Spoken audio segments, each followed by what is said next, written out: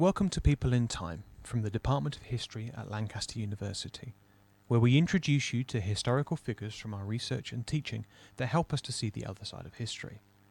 I'm Mark Hurst, a contemporary historian at Lancaster interested in the history of human rights and political activism.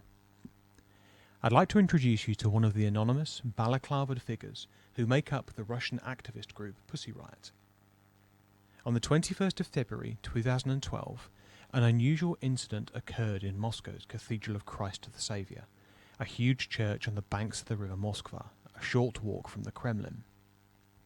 On this day, a group of individuals dressed in brightly coloured tights, dresses and balaclavas rushed to the iconostasis, a wall of religious icons that form a central part of this place of worship, to perform a punk prayer. The punk prayer was a raucous performance of politically charged rhetoric. In its short, fast-paced delivery, this prayer attacked the Russian Orthodox Church's support for the Russian President Vladimir Putin, calling for the Virgin Mary to banish him.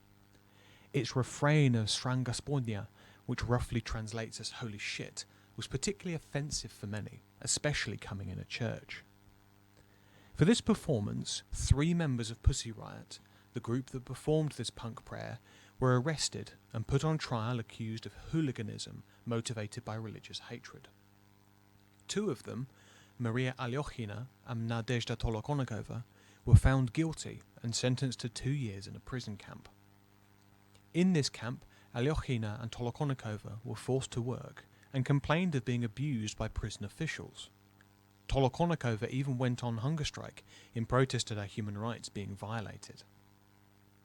The case of Pussy Riot caught international attention. International celebrities such as Madonna, Paul McCartney and Yoko Ono used their public position to criticise the Russian authorities for their harsh treatment. Such voices sounded like the echoes of the way in which public figures responded to the persecution of political dissidents in the Soviet Union during the 1970s.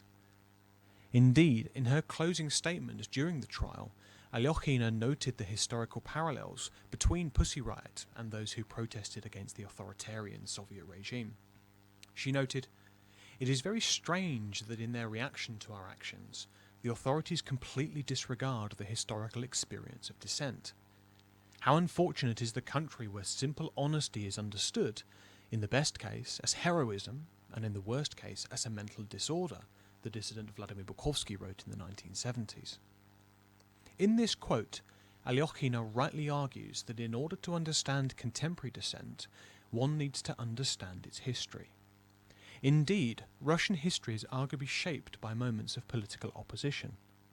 The Decembrist revolt of 1825, the assassination of Alexander II in 1881, and the Russian revolutions of 1917 are but a few moments of political opposition that have shaped the nation's history. In the 20th century, the show trials of political opponents, persecution of religious believers, and the Gulag archipelago of labour camps that imprisoned millions are well known. Perhaps less well known are those who stood up against the regime, figures such as Vladimir Bukovsky, Andrei Sakharov, and Alexander Solzhenitsyn.